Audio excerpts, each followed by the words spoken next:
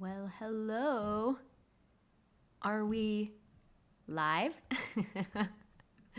I always have to ask. Let's see if this is working. Let's see if we've got some sound. Oh, I think people are seeing me. Yeah. Oh, sweet. We live. Awesome. Awesome. Hey everybody, welcome. Okay, yes. You never know. It always says we're live, but you never know. Um Everyone's here. Oh, someone from Eau Claire, Wisconsin. That's awesome. I know that place. Hello from the UK. Um I hear nothing. Oh no. Am I is YouTube muted for you? Um Double audio? No double audio? Hopefully not. Hi. Oh, Yuri's here. Hi, Yuri. Oh, there's so many cool people here. Everywhere. Oh, Norway. Millennial pause. What is that? Is that a thing that millennials do? Um, Germany, Chicago, Verona, Wisconsin. Is this the same person who tuned in last time from Verona? That's where I'm from. That's so cool. Richmond, Virginia, Vegas. That's where I am too. Um, Virginia. Oh, there's somebody who has the same the Calpins from Virginia. You have the same like emoji or like avatar as one of the moderators in the Discord server. So I thought you were Scott for a minute. um, oh, thank you, you all. We managed to hit 2 million in funding today. Can you believe that on our Kickstarter? I cannot believe it. It almost doesn't seem real, right? Like it's incredible to think that that's something that this Kickstarter with all of your guys' support managed to pull off. I think that, you know, we might be able to say that we achieved some kind of record. Like I have to check, but it might be one of the highest funding, if not the highest funding, tabletop RPG games in the old school space. And you know that's absolutely insane. So I just can't believe it, and I'm so excited because everybody. Okay, so all physical backers are gonna get a free copy of the premium edition of the Lost Citadel of the Scarlet Minotaur, which is Shadowdark's like one of its most iconic adventures. And then of course like digital tier backers are gonna get a PDF version of this, but it's literally a free book. It's a free premium book. So there's still a few days left to pledge if that sounds like something you want. You know, even pledging at the $45 tier is going to get that for you. So I'm just so pleased to be able to do this. So thanks you all for making it possible. Yeah. And so there's one other thing I want to mention because I keep forgetting. I keep forgetting to tell you all this. People are always asking me what conventions I'm going to be going to this year because after the Kickstarter, now it's going to be all about like actually playing Shadowdark and starting to use the stuff as it releases. So first and foremost, I just want to mention the next couple cons I'm going to be at. So in case you all are planning to be there, I'll see you too. The very next con I am attending is Green Dragon Fest, actually, in Knoxville, Tennessee. And that is the convention that is run by Baron DeRop. And I don't even know if I could call it a convention. It's more like a gathering. It's kind of like Dungeon in a Castle, but a little bit more like local and approachable, in my opinion. It's one of the coolest gatherings I've ever been to. The first year of it was last year, and it was such a smashing success that I just like already couldn't wait for it to come back around again. It's so fun. I think there are only a couple more tickets left for it. So that one's like you're playing in games with the guest game masters, and there's only like a handful of them, and we're all eating all of our meals together every day, and like we get to spend a lot of time hanging out. So I've really made some real friends there, and I think it's really cool. But it's at like a really fancy location, so it's like higher on the cost end. So just know that. The next con after that is Origins. Actually, no, I'm going to North Texas RPG Con. Yeah, in Dallas. I'm so excited for that one. That's such a great con, such an old school focus con. I'm a guest there. I'm about to submit events for that. I'm going to be running some events, and I know that a lot of Shadowdark people go to it. So I hope to see you all at that one too. Oh yeah, Professor DM called Green Dragon Fest like a retreat. That's probably the better word for it. It's not really a con. It's like a gathering. The food is so good. It's like professionally catered by this like chef that's got this awesome team. Eating good food at a gathering is like at a convention really helps you keep your energy levels up. I think there's something to it. So we've got North Texas, so excited for that one. And then after that is Origins. And we are special guests at Origins this year, you all. We're doing this really cool thing with them where we're gonna do something like this stream, designing a dungeon map on live stream. And we're just gonna like design the map together, like everybody who wants to participate. And then I'm going to do a seminar at Origins where we write that dungeon live in the seminar. We're going to write the dungeon together. And then I'm handing that off like a football to the Lurking Fears team. And then they're going to run sessions of that adventure for con goers. So we're so geeked to try this out because I really love designing stuff live with folks. It's kind of become a thing that we do. So, you all being here kind of, it makes it, it's fun for me to do this stuff, and it makes it really exciting to design live. And so we're going to do that at Origins at a big scale. And Origins was actually so kind as to even give us like a special, I think we can extend like a discount to people. And I'll put that link up in the description once I have it. That's a really fun one. It's actually quite a big con, but it doesn't feel really crazy big, and a lot of really cool people go to it. Yeah, like an Origins coupon code, I think. Michael Night Noon is in the chat, and that's Michael, and he'll probably have the details, or we'll get them soon to share. So I just wanted to tell people that because folks are always saying, what cons are you going to? What's next? And I would love to see everybody there. I'm going to be running as many games as I can, and eating as much delicious food as I can. So please join me. So with that, I want to actually start our stream here. We are designing a mini dungeon, and I saw there was a lot of good. Oh wait, Michael just posted the code Arcane Library Origins 50, because I think it's the 50th Origins. You get like special discounts if you attend with that code. So like use it, save some money. So I see some people are saying, Kelsey, can I ask you a question? Miguel, yeah. Ask away, and I'll be, checking in with you all as we're designing this because I want to do as much input as we can possibly get away with from the viewers here. Someone's asking, would I ever consider making a dice set? Maybe. I'm really focused on writing, like, I like to give people, like, material to use. That's really what I like to do, and I'm not so much of a swag kind of person. Like, we do have the Stingbat mug available on the Arcade Library website, stuff like this. I love this mug. But, I really enjoy writing stuff. And, like, everyone's got dice already, right? So I'm going to make stuff for you, and you use the dice you want. And for now, I don't have plans to make one, but dice. But maybe someday. I don't know. Miguel's asking, what is the purpose of a mini dungeon? What's the difference between a mini and a regular dungeon? Oh, such a good question. A mini dungeon is limited in size and scope to be something that's easily accomplished probably in one session.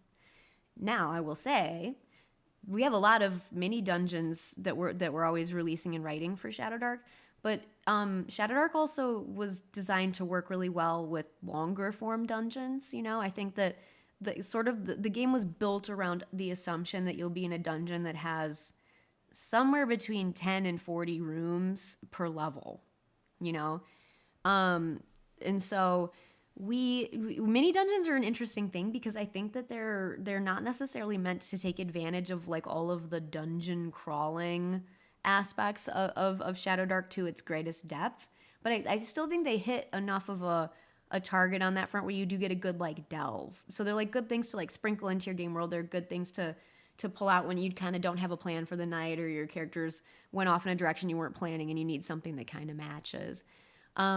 So mini dungeons, right? Mark Casiglio is saying if I said that right, is saying mini dungeons go really well with West March's style campaigns, which is true because the amount of available time in a session is a little bit more like crucial because the players are trying to go out and do something and then get back to town. So if you're running using a West Marches style, which you don't have to do in the Western Reaches, you can run a totally conventional campaign in it and it's built for that. But it is also designed to have an open style approach where you could run West Marches, as we talked about in our last live stream. So in that case, mini dungeons are really handy, really, really handy. All right, so 06, I'm gonna do a Taco Bell run. Get me some. No, just kidding. I was eating some Cheez-Its before we jumped on here because I was a little hungry. If you hear my stomach growl during this, it's me, not my dog. It's me. Okay, so you all, we should get started. We should get started on designing. Will there be another stretch goal for the Kickstarter? Will there be another stretch goal?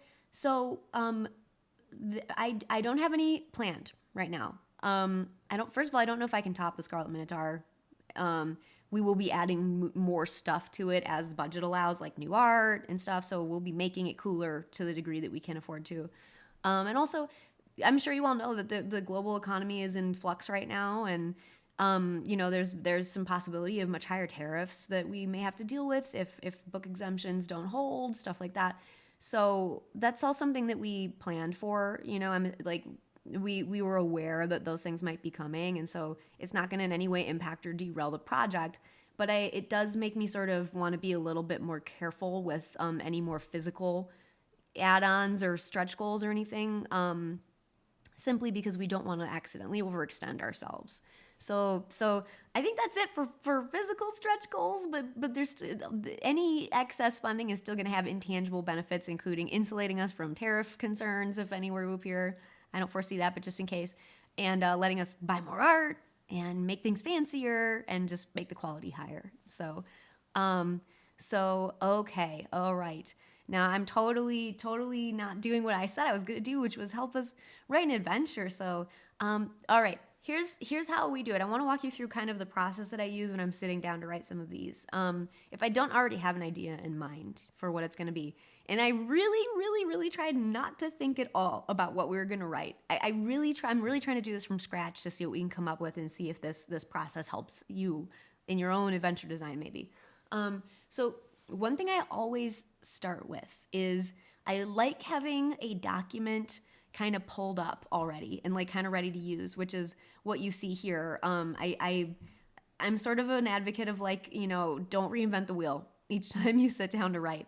If you already have a template that you can use or something similar that you can hack up to make this easy for you, you don't have to expend the brain power figuring out how you're going to present this thing each time.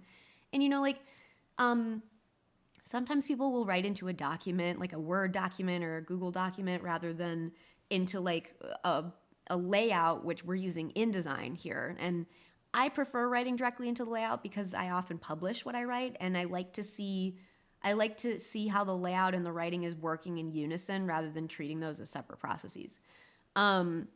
So here we have it. You'll see a lot of the word fill. I'll sometimes throw the word fill in there if I want to just leave a placeholder because I know I have to write something. And like one of the last steps before I edit a book is I do a command, like a Control F search for the word fill or for like a hashtag, because that's where I leave placeholder information. And every here and there I catch one that I was like, oh, I forgot to put something here. So, use the tools you have to make it easier for yourself. So Greedsmith is asking, will this be a low, mid, or high level dungeon? I don't know yet. Let's decide. Let's decide. Chat, what do you want to see? I'm gonna have the chat determine this for us. And I want to know, what do you guys want to see? Low level dungeon, I would say 1st through 3rd level. Mid level dungeon is 4th through 6th, or high level dungeon is 7 through 10. So I'm gonna wait for the chat to catch up with me, and then we'll take a temperature check of what everyone's saying. Low, hot, mid to high level, mid to high, low, high, level 10. Low, high, low. Nobody cares about mid. It's all low and high. Whoa, it's really coming in now. Mid, I see a couple mids. Wow, I can't, I don't see a common trend emerging here. Oh, now everyone's saying mid. Now everyone's saying mid level. Oh, now everyone's saying low level. Wow, this is one isn't, there's no definitive answer here. I'm seeing such a mixture. There's no popular opinion that I can ascertain.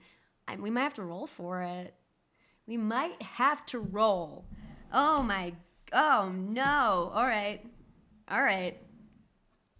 No, here's what I'm gonna do. Roll a d10. I'm gonna roll a d10.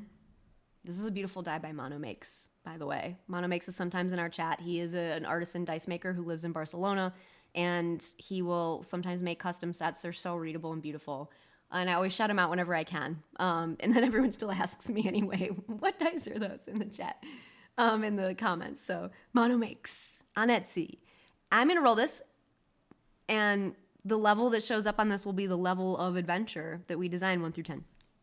Okay? Still a little sick, y'all. All right, here we go. Oh, I'm scared. I'm honestly scared because if we get 10, that's going to be really hard, but we'll do it. Well, the dice will speak. You guys want to guess what we got? We got 7. 7th level. 7th level. That's a high level-ish. That's technically high. A high level. Okay? Wow. Oh my goodness. Is this the first 7th level mini dungeon I've ever designed? Is it? Oh, I don't know. It might be. I might have already done one for Cursed Scroll though.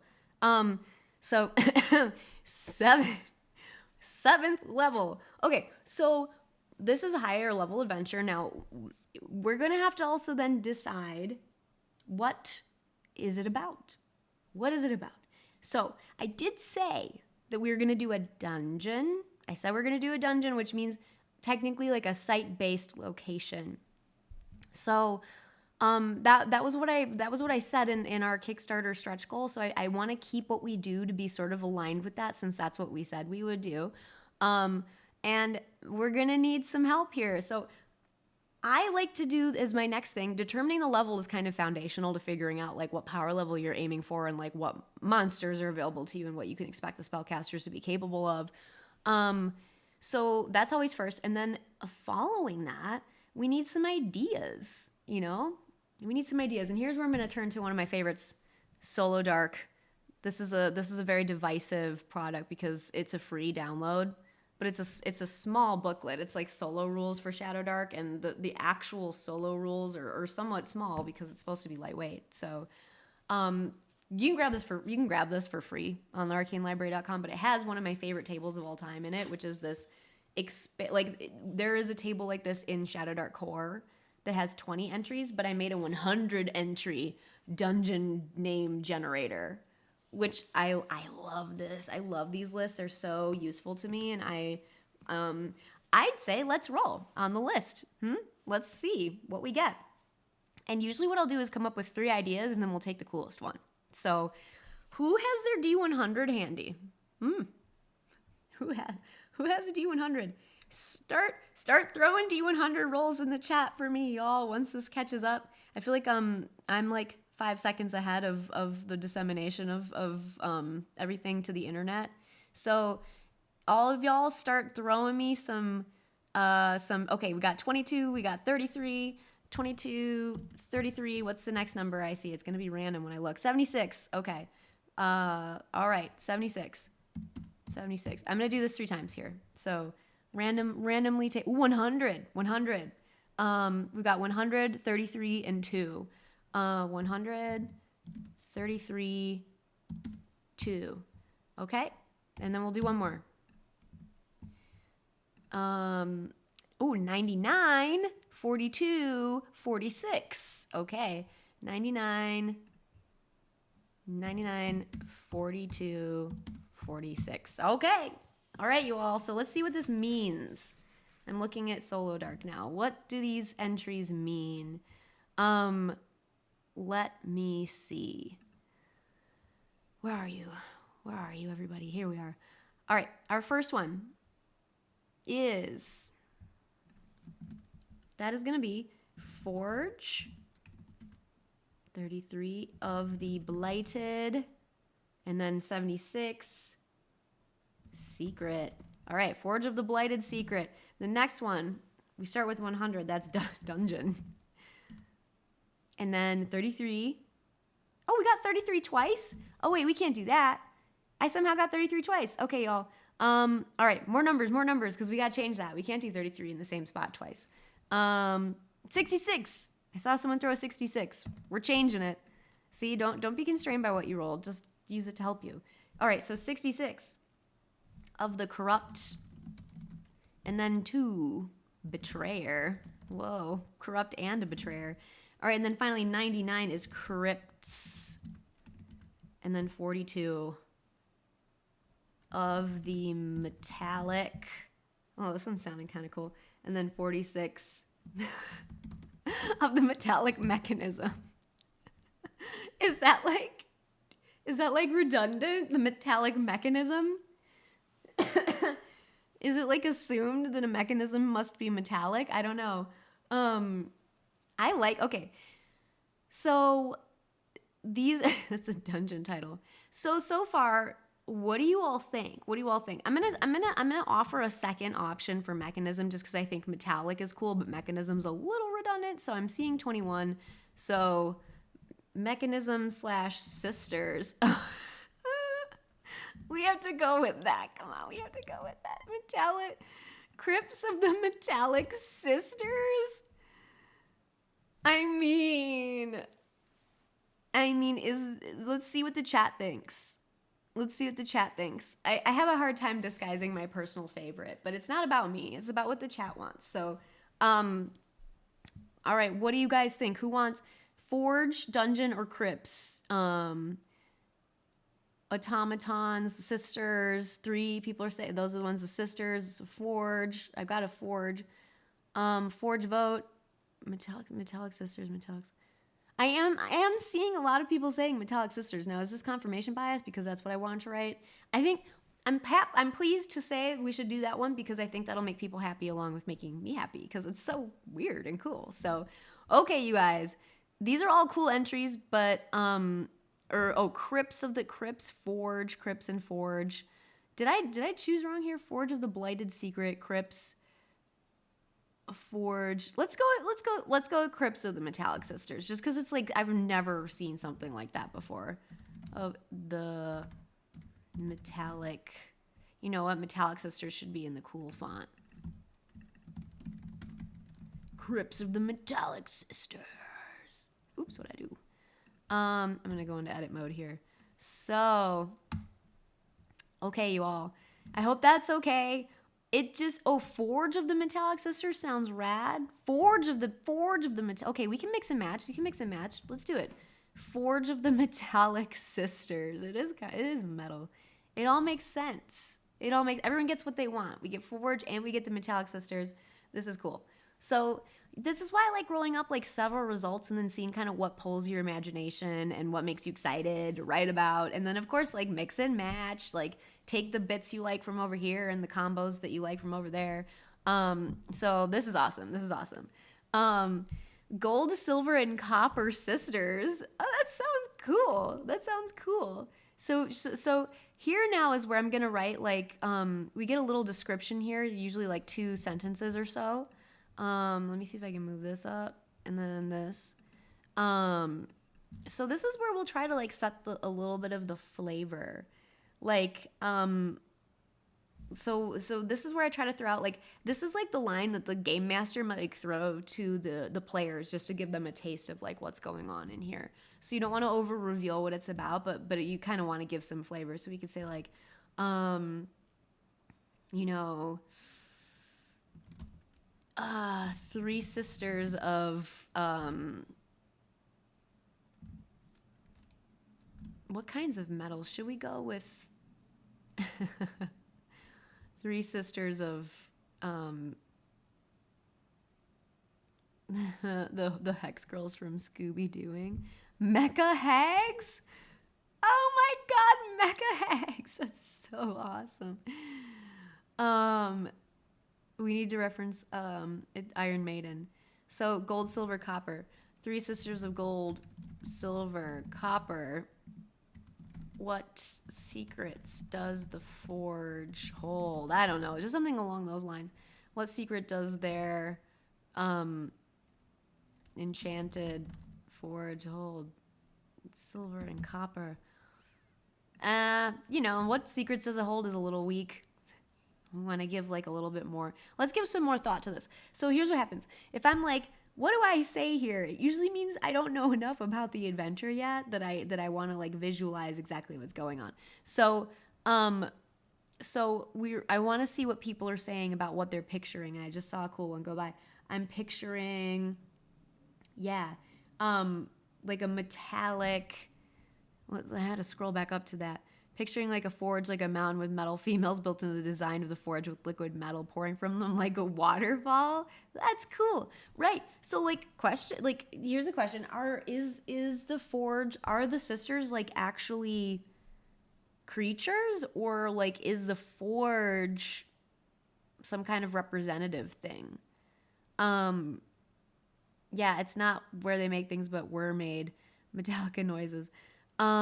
Iron Maidens covets and surrounds themselves with their favorite precious metals. The Iron Maiden, the Bronze Mother, and the Uranium Crone. Let's write something that's really cool, Grayson. Let's write something like, I'm just gonna grab what you said, see if I can copy it here. My mouse is all moving around. I want to throw that kind of into here as like some inspiration. The Iron Maiden, the Bronze Mother, and the Uranium Crone. And the Uranium Crone.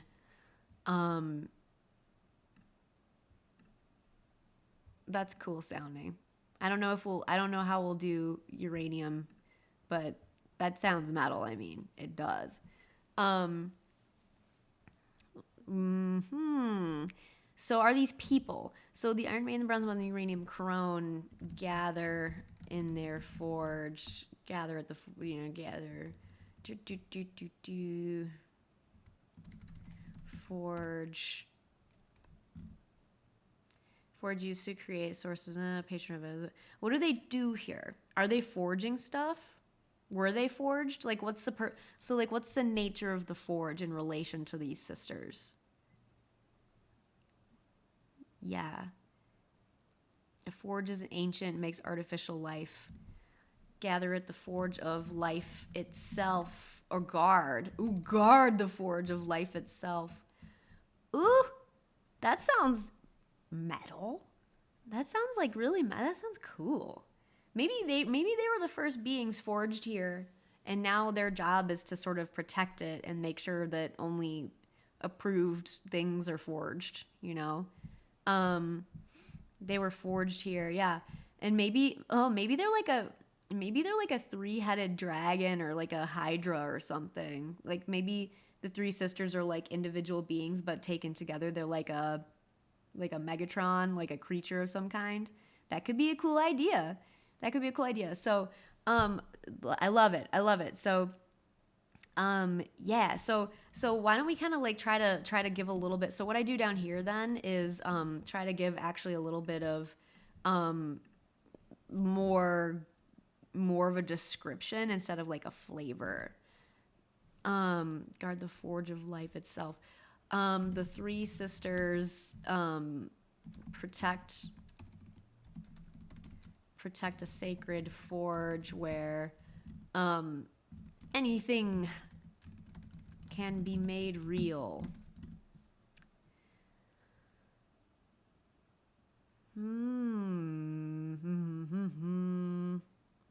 What else is going on in here? I feel like the forge itself is such a cool hook for players.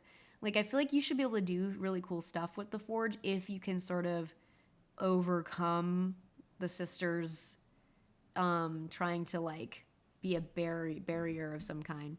So maybe we'll say, and I like so people are suggesting like mithril crone. I've never really defined uranium in the game world, and I wonder, is it like too anachronistic? I might sneeze. Oh, sorry, I'm still a little sick somehow. I wonder if like uranium is kind of a little bit too anachronistic, like it's not a word that is or was used in the setting, like in the Shadowdark world. So maybe we'll say, star metal is cool. Because I like the idea that the crone is sort of this like cosmic, like weird, like radioactive sound feeling. Um, you know, so like Iron Maiden, why don't we say like star metal and the star metal and then the bronze, iron, bronze, and star metal?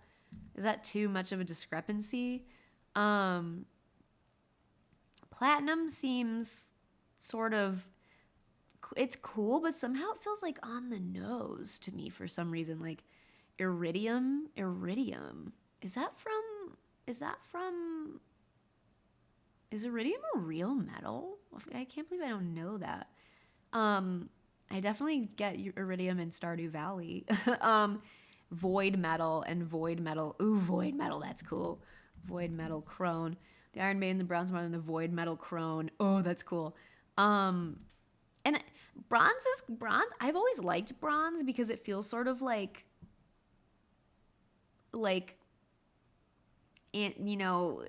Bronze Age, like automaton to me. I think it's cool. I think like anything made of bronze just looks more, I don't know, mystical to me for some reason. There's something really cool about it. Iridium is real. Yes. Okay. Wow. See, not good at knowing metals. So, all right. So I kind of like this because we're getting a different vibe. Iron Maiden is like really metal. Bronze Mother to me is sort of like Mesopotamian, and then Void Metal Crone is like, what is that? That's so cool. Yeah, it's Bronze Age, like Bronze Age, mythic Greek type stuff. I always like that vibe. Okay. Ooh, or Chalcum. Wow, that's a deep cut. Okay. Bronze Maiden and Iron Mother. Should we do that? Should we say Bronze Maiden and Iron? Because here's the one thing. I don't want if we say Iron Maiden, it's gonna draw people's minds too much to the actual Iron Maiden band, I think, which is cool, but we don't want to throw them out of the game lore. You know, every time we're like, it's the Iron Maiden, everyone's gonna be like, oh, like the band, you know. So I think flipping the words around there is kind of a thing that might be cool to do. So we can invent Voidium.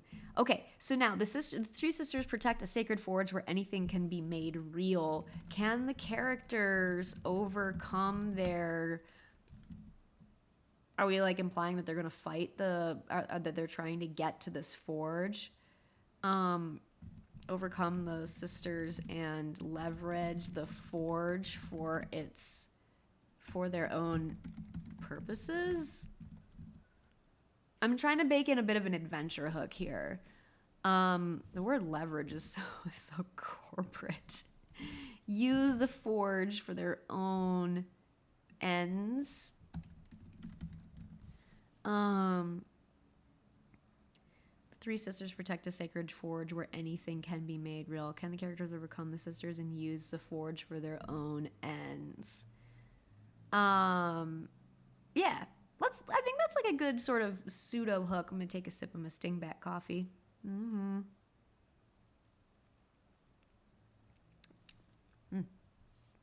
hope you all have your coffee right now. You're gonna need it.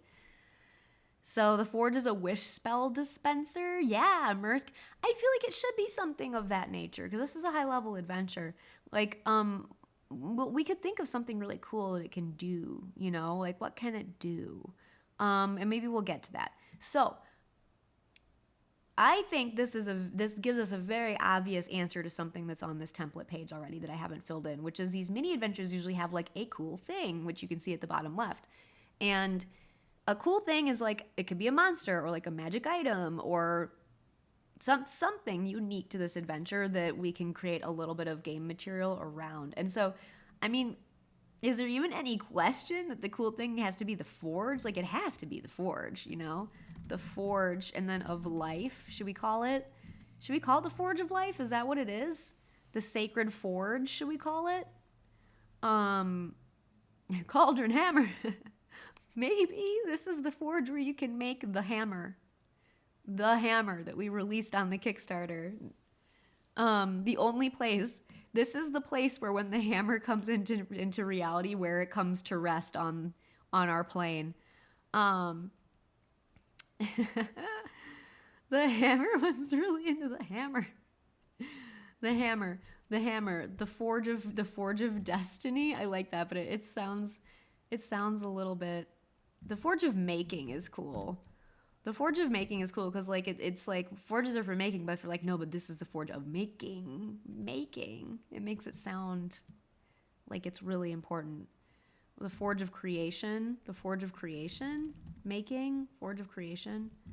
I think either is cool. I think either is cool because I think what we're trying to convey is like you can make stuff or stuff comes to into existence on this forge that like defies reality.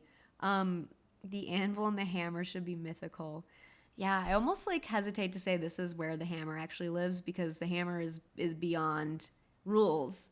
You know, if you go download the hammer, which was what we released on April Fool's Day, but is actually a fully legitimate magic item. You click on it, it'll take you to a PDF version of it. I mean, I can't make that thing appear anywhere. It is beyond even my power.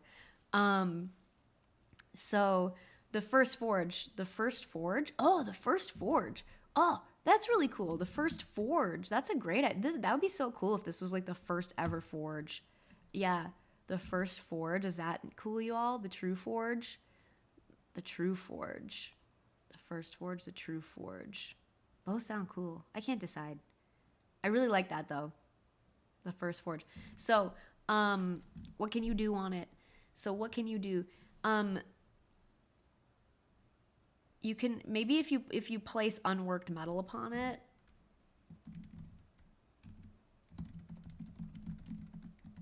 allows you to bring into being any object of your imagination created from that metal.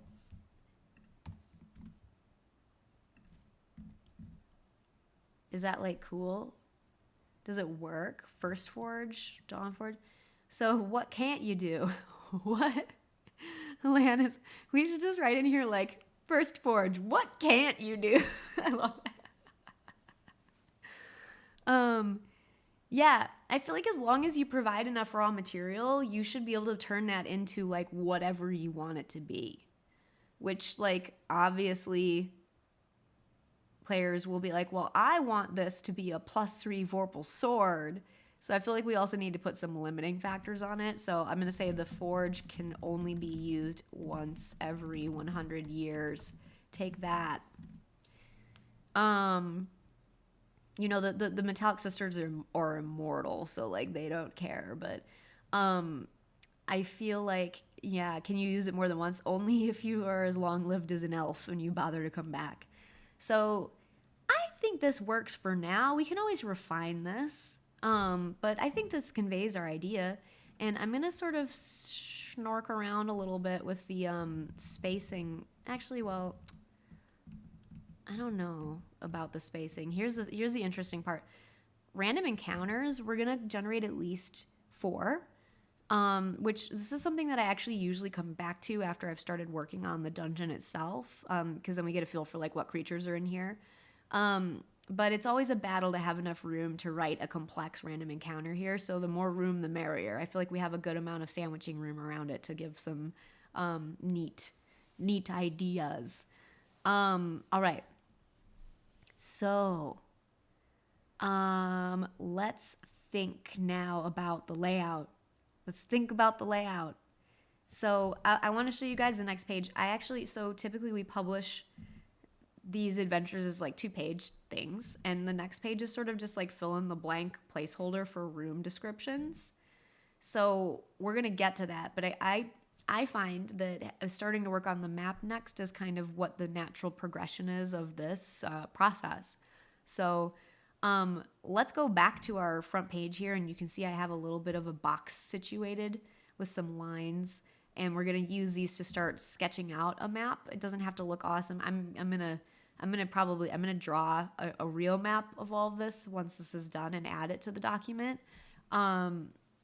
Unfortunately, you're stuck with my cartography. I can draw an okay dungeon map. It has a certain charm to it. I mean, I'm no JP Couvert, but or Cameron Moss, but you know, I take pride in the fact that I still try to contribute a little bit of my own art to these things for what it's worth. Sorry. So how is this dungeon shaped? You know, how do we get into it? How many rooms roughly? Probably we're going to be looking at like 9-ish rooms. So, you know,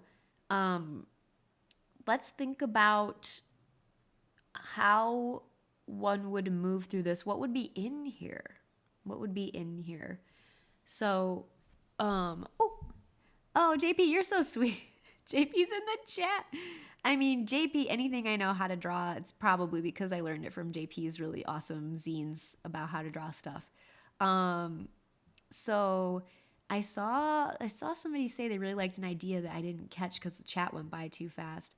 Oh, you have to reference the Rheingold, metal gold material so valuable that you have to lose or love something dear to you to obtain it. Oh, that's such a cool idea.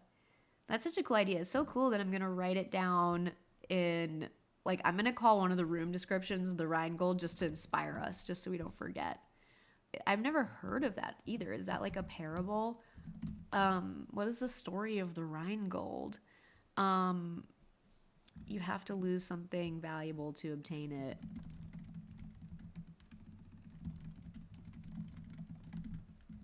Not just valuable, but dear to you. That's a good way to frame it. Good way to frame it. That sounds like the beginnings of a really great like puzzle or trap room or something. Or treasure room. Okay, so Goblin Punch checklist on. True. Goblin Punch blog has this great dungeon checklist for stuff to put into a dungeon. Okay, so the sisters each have a challenge. Entirely possible. Yeah. What is the role of the sisters in here? Are they like autonomous and separate? Is the dungeon going to be about like confronting each of them? Because I will say that players at 7th level, we have to remember they're going to have a lot of magic and stuff, and we're going to have to actually work pretty hard to challenge them. And so maybe one thing I'll pull up is sort of like what are the, when we're talking about high level characters, I think it's always important to review the spells that these characters might be able to use to mess up your game design. So in particular wizards, because they're so good at controlling the environment. So I believe that a 7th level wizard is going to have access to 4th tier spells, but let me just double confirm. It's always good to confirm. So 7th level has 1 4th tier spell.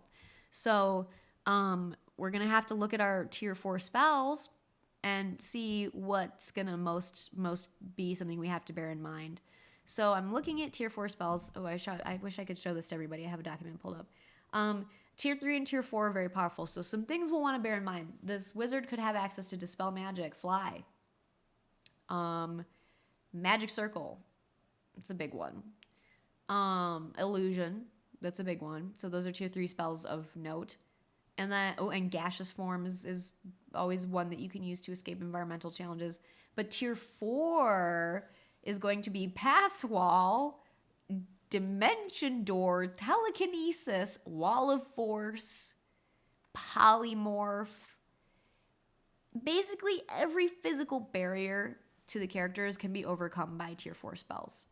So we'll want to keep that in mind. And here's one thing about designing high-level adventures. You don't want to make it so that the characters like don't get to use the spells. So I think that Alchemic Raker has a point that is something for us to consider that isn't just turn off magic. It's like, oh, there's a magic reflector. There's stuff that makes the magic more challenging. But I want to try to have us come up with creative ways to let magic work and still be cool and like set up situations where like that's rewarded instead of kind of just like banning magic. Because, you know, it's a part of one of our core ethos pillars of Shadowdark, which is honor that which has been earned.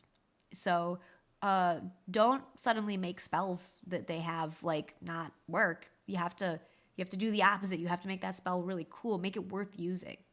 So we won't assume that there's a wizard that has access to any specific spell. Like we'll have to design stuff that can be overcome in a mundane manner, but let's at least bear in mind that what we make could be made more exciting and fun to solve with magic. So, all right. So, let's jump back over to our map again. I saw some people suggesting maybe we set it up like in an anvil shape or something, which we could totally do. The stuff I have available in front of me is so abstract that it's going to be a little loose as far as, we're just doing blocks and lines for now just to represent rooms, and then we can actually make them like coherent on a map. So I think that typically a good dungeon has more than one entrance, So I would like to at least make 2 entrances, and we can be sort of like abstract about how we handle that. So I'm going to just put like a line out to indicate that it's an entrance. Oops, I did not duplicate. I moved. So we'll put a line out here to show that there's a way in. And then I kind of want to grab just like another room over here and just say like, okay, there's also an entrance here. We don't exactly know like what the nature of the entrance is yet. But we're going to say that you have more than one way to enter. Wow, I'm having a hard time. There we go. Sideways line. There you are. Okay. I don't know how these 2 rooms connect up yet, but yeah, even though we're only working with like 9 rooms, we're still going to jackaze the dungeon a little as much as we can. We could even possibly use multiple levels. It's a lot harder in such a small space to do such a thing, so we'll have to see what we can get away with. The Origin Forge capable of bringing back a dead PC. Maybe we can think about that. Okay, so there should be a sewer to cool the metal's temperature. Ooh, magic lightning rods. That's a cool idea. I like that. Magic lightning rods. So I'm going to start like slapping down words into rooms. I don't even know if this is where they'll go, but we'll say magic lightning rods. Lightning rods. Now here's the thing. I've been thinking about this since this was brought up, where it's like we're gonna treat this as like someone suggested like why don't we treat this as like the players have to go like overcome a challenge issued by each of the sisters. And while that is a thing that can be done, I feel like we want to like be a little bit less structured in how we require the characters to sort of address the challenges of this dungeon. Like I don't want to wow, my nose is really stuffy. I don't want to be like, you have to do these 3 encounters. I want to be like, here are 3 situations, and you can overcome them in a lot of ways, whether that's accepting or like negotiating with one of the sisters or like defeating one of them or something. And like, rather than be like, you have to go do what the sister told you, I want it to be more focused on like, there are problems here that you have to figure out how to solve, that the sisters are not really like, they're not really giving you a task. It's more like the task is that they are the problem. You know what I'm saying? So, okay. Wow, I don't know why I'm so stuffy still. Have you ever had a cold and then you're just like stuffy and coughing for like 2 weeks, even though you're still all better? That's what's going on over here. So, all right, the 3 sisters, which could be solved in multiple ways. Area for adventure. So let's kind of start coming up with like, we've got really cool room ideas. The room placement should be random. I'm so sniffy. A 4th ethereal sister that appears like Strahd to cause trouble. That could be a cool, great idea actually. Random encounter. Ethereal sister. Something happened. We don't know yet. We don't know much more than that. We don't know what happened to the ethereal sister. But I think it'd be fun to have her like just appear and like be just be annoying or something or cause trouble. Okay. Oh, I thought my plan was to write the story for this dungeon at a future con. Oh, that's not this time around. I should have been more clear. That's not this time around. This time we're actually just gonna try to write as much of the dungeon as we can in like a 2-ish hour sitting. I will be doing we'll be designing a map for a dungeon to be used to be written later. in a different session, and that's unrelated to the Kickstarter, but we will be running it at Origins. So, oh yeah, see, I'm like doing the whole like the gross snort, like, oh, why must this be immortalized? Okay, the Ghost of Electrum. Ooh, Mika, that's really Mika. Great call, great call. So the ethereal sister, Ghost of the Electrum sister. Maybe she got hurt in some way, or defeated. Wow, we'll just say the ghost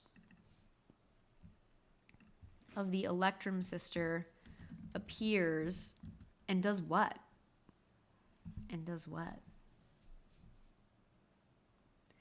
Appears. We can just say appears because we do have like reaction tables and stuff to see what she does, and you know, I don't want to prescribe what she does. I think saying the ghost of the slain Electrum sister appears. There we go. We have some story right there. We have some story.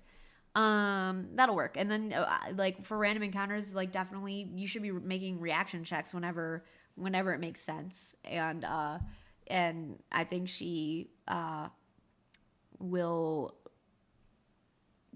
key her behavior to whatever is rolled there. Oh, thanks, Luddite. I feel fine. I'm just stuffy. It's just the price you pay when you catch a little head cold. But I have lots of energy and I feel good, so thank you. Okay. Yeah, maybe she was like unmade. I don't know. Let's leave that to the context of the game to decide. Like if the GM finds like a really cool link to what the characters are asking and wanting to do, I want to leave the GM like permission to like go with that, you know? Yeah, maybe her sisters did it. I don't know. Like let's say you roll a reaction check and she reacts like in a friendly manner towards the characters. Maybe that suggests that she wants to help them for some reason, you know? And then we'll let the GM kind of roll with that. So that's really cool. All right, so the Electrum sister. Okay, so we had some room ideas we were throwing around. Magic lightning rods, the Rhinegold.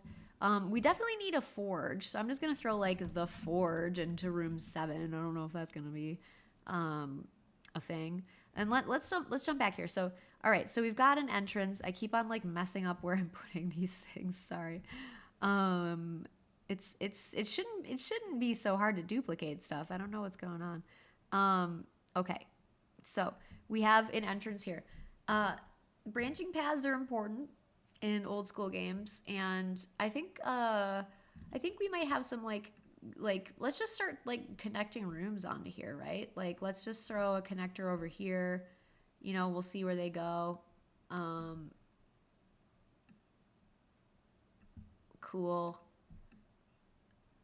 And maybe we can start naming things. Like I have some you guys see my placeholders here for this is like for a trap, and like the description of the trap: rocks fall and everyone dies. We have an indicator if we need to point to something on the map, and then we have a number placeholder and a monster placeholder.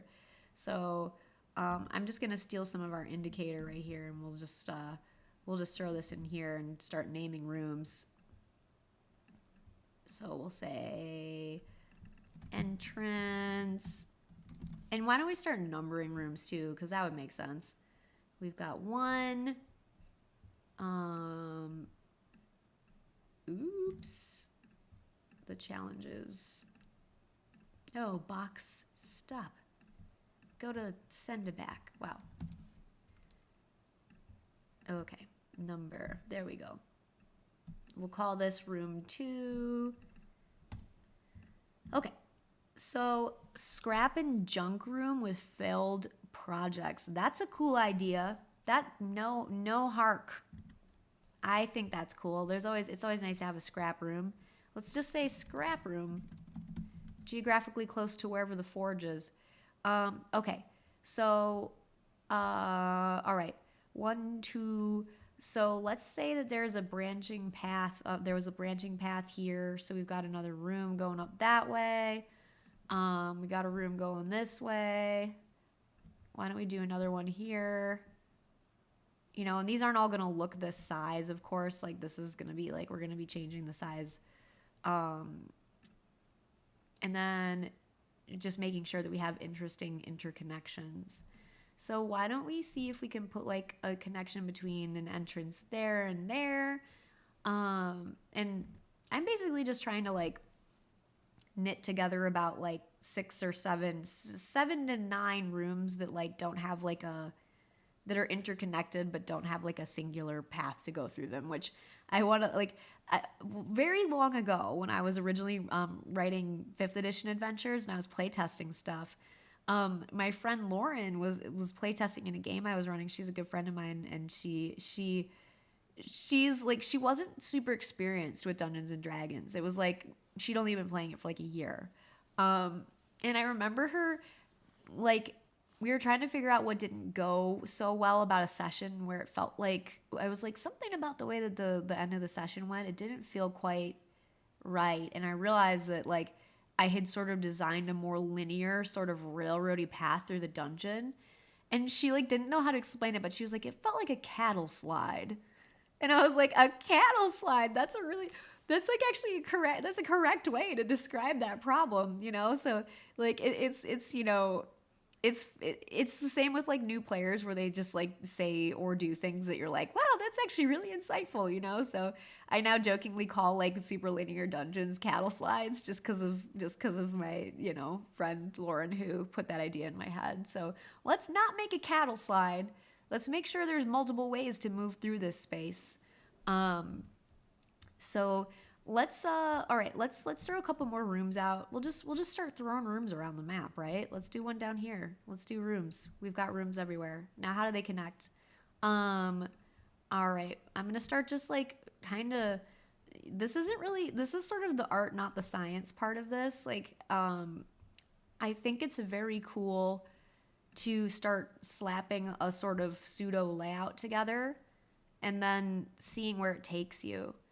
And then you can kind of build the dungeon up around those well-made interconnections. So I think that obviously these rooms should most certainly connect, but it'd be fun if it wasn't easy to get there from down below. And let me just start numbering. 1, 2, whoops. I'm just going to send all this to the back real quick for us. Sorry, layout stuff. Moving all of the objects to the back makes it easier for you to select the things inside of it. So that's why I'm doing this. Except in the case where it didn't behave. All right. Let's see if this behaved good. Yes, you want all the scaffolding stuff to be like sent to the back in your layout so that you can do this kind of thing. Oops, 3. Okay, room 3. You know, the art of numbering rooms is kind of weird. I try not to like scattershot. Like, this is something that I don't know if anyone often talks about, but deciding how to number the rooms is kind of like not easy because you want to make sure that you're clustering rooms together that like in numbering that the players are more likely to explore consecutively. So, it's like, it's easy to accidentally like write a bunch of numbers and then realize you wrote like 1 through 7 over here. And then there's this like subsection where you're like, I have to write a really bizarre, weird chain of numbers up there because I didn't keep things contiguous. I am using InDesign for this. Yes, InDesign. Okay, 3, 4. Oh man, I really set myself up for failure here. Send to back. Okay. I think I didn't do this right for any of them, but 4, we'll call this room 5, and then we'll call,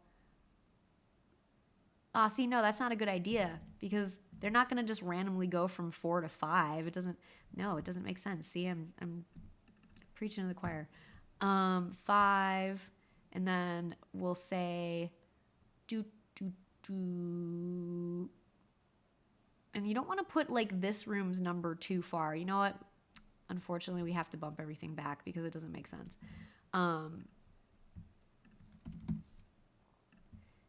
We have to bump everything back by a number. 4,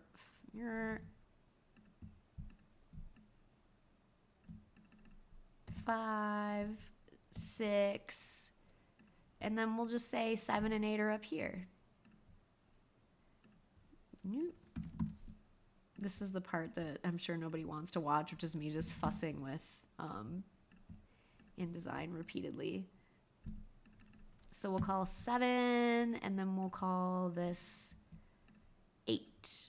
Oh, don't behave. All right. And I'm just going to make sure that these are all moved back. And this one, if I were a more advanced user, I'd probably be making layers and stuff. Okay, so secret door loop is a good question. I think we should do a secret door loop. 2 should have a secret path to 7 or 8. That'd be cool. I agree. Let's do it. Let's put a secret door path to 8 because it's not too hard to get from 2 to 7. It's a bit direct. Well, it's not super direct, but I think it'd be cool to put one all the way to 8. Like, you know, maybe it'd be a fun way to like ambush the final boss or whoever we're fighting. Whoops. I can grab you. It's so hard to grab tiny objects to rotate them in InDesign. All right. We got that. And we got, I'm going to move that down a little bit. All right. Pretty cool. So this is 8 rooms. That's a good amount for this size of dungeon. And then we're going to say entrance, and then there's also an entrance here. So this is just like a little bit of a mixed and matched looking little thing. I think we have good looping paths. Like here's the looping path. Maybe there would be some superior looping if, so this, obviously this is like a sub loop. This doesn't, okay, so it goes to here. Yeah, I think relatively decent looping. I think what might be missing is a connection from here to here to sort of close a loop here and give like a little bit more of a way to do a full circle. In fact, to that end, I will move stuff over a bit so we can make this more apparent. I think that this might help us create more of a circular situation, which you want 1 or 2 of at least. Multiple ways in and out of a room. So, what do you all think? Okay, so, otherwise the only loop is potentially secret because this we're reserving as a secret loop. So I'm actually going to pull this back up a bit and we're going to put an S here for secret. Oops, secret. Haha, whoop. And maybe we'll make this one match as well so that we know it's all a secret. All right. Secret and secret. Make it touch so we know where it's coming from. Cool. Okay, so without all the lines and layout, we have this, and maybe I'll even move this down to here and this to here. So this is our map, y'all, for what we have for now. So what do you all think? So let's start figuring out like where we want to place some of our named things. So folks are saying that it looks like 7 would be a good forge room. What do you think about that? 7 is the forge. Another dead end maybe have another dead end other than 8. Yeah, we could have another dead end. Weirdly, 6 is kind of like if the players come in from 1 and then get to 6, it's technically a dead end. But if they're coming in from 6 and then exploring around, it's not one. So 2 can be perceived as a dead end unless they find the secret door. We could maybe fuss with that. Cool. 7 is a good forge, 8's a dead end. So let's call 7 the forge. Oh, we're right. Ha! I guessed correctly. I see. I know what I'm doing. I have no idea what I'm doing. I never know what I'm doing. No. All right, so 7 is the forge. Let's look at what else we had planned. A scrap room. So I'm just going to start naming things so we can visualize better. Half the battle on this is layout, y'all. It's true. Forge. I don't know why that was in all caps, but that's fine. It looks good. And then we had said 6 could be a scrap room, but where is 6 actually? I don't think that makes sense anymore. Does it? Because it's like it's got an entrance and an exit. Unless maybe it does make sense, because maybe there is like a way to eject scrap every so often that occurs, and it's an alternative way to get in, like a trash chute or something. So let's keep it. Let's keep it. The scrap room. Scrap room. I'm just gonna keep it in lowercase because it like makes it a lot easier to fit the word. Scrap room. I like that. I like that. And then because we had an idea, let's note it down before we forget, because the first thing I'll do is forget. So we're gonna have like the trash chute in here, and we'll just note that it's an alternate entrance exit, and we can maybe develop that a bit more. Yeah, like a trash compactor or something. Why would you scrap stuff when you could melt it down? Well, can you? I mean, the forge can only be used once every 100 years. So, yeah, I don't know. Like, can we melt stuff down? Like, is the forge, like, otherwise able to be used normally? Yeah, it could also be, like, a raw materials, like a slag chute. Slag chute, such a great name. Slag chute. Instead of scraps, it's like slag chute. Well, we'll call it a slag chute for now. Yeah, maybe it's just like runoff metal. Runoff metal. Like low grade mixed metal. Slag room. Trash. So what should we say? Expulsion room. We can still call it a trash room, you know, like it's technically trash. Alliteration, where? Slag, that's hard to say. Rust monster hanging out in the scrap. Yes, rust monster. Oh my gosh, rust monster. Duh. A plus response. It's just so out. It's like, it makes so much sense. And like, even 7th level characters are terrified of rust monsters. Just terrified of them. There should be like several rust monsters. Because these are 7th level characters. They have fireball and stuff. And let me double check how meaty a rust monster is. I sort of forget. I think I made them 4th level. Rust monsty is a 4th level creature. Metal that touches it is destroyed. I purposefully did not specify whether it's magical or not, because it it can destroy magical metal too. This is evil, says Nitro. Wandering dire rust monster. Outcoming Breaker is clocking in at our second, what I agree with as our second entry. I think we should have 1d4 wandering rust monsters, just because we're so mean. I mean, when else do you get to throw a bunch of rust monsters at your players? Like, come on, we got to do this. So I'm gonna say like 1d4 rust monsters, 1d4 starving rust monsters. Should they be starving? They have to be starving. Are you publishing this in the UK? Oh, is slag a bad word in the UK? I have to Google that. I did not know that. Is it like super bad to the point that people would be like, this is unacceptable, or is it like a funny bad word? I don't know. Worth noting. Slag mats. Sorry, people who, if that's a bad word, I didn't mean it to be bad. Okay. I do have like trolls in the Western Reaches that also like I might have to change that word if it's just if it's really not good. Okay. Okay. So the slag room has wild magic. I love that too. Because there's all kinds of stuff. So we're just gonna call it the slag room for now. Several rust monsters, wild magic.